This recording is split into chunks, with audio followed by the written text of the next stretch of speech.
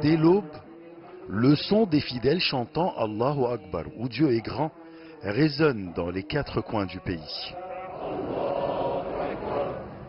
La prière de la petite fête musulmane, ou l'Aïd el-Fitr, marque la fin du mois de Ramadan et le lancement de la fête pour des millions de fidèles.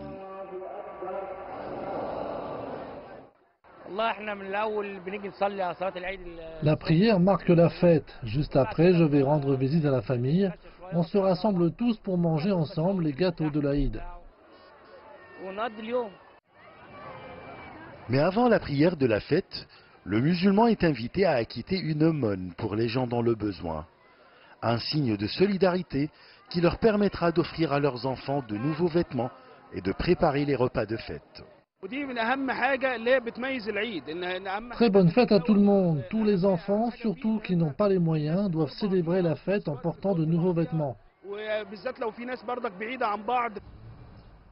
Après avoir accompli la prière de la fête, les gens se rendent au cimetière pour se recueillir sur la tombe de leurs proches. Par tradition, il faut visiter les cimetières. C'est comme si on célèbre la fête avec nos proches qui ne sont plus avec nous. Après avoir accompli ces traditions, place à la fête.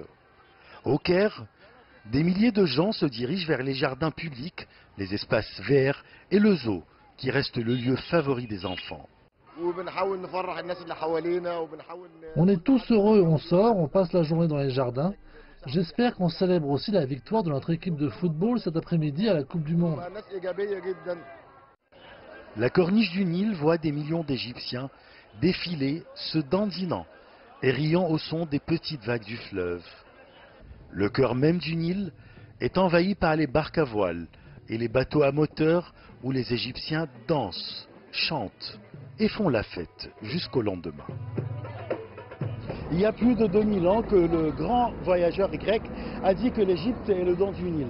Et ce n'est pas par hasard que les Égyptiens envahissent ces rives pour célébrer leur fête. Ashraf Massoud, pour CGT1 français, Le Caire, Égypte.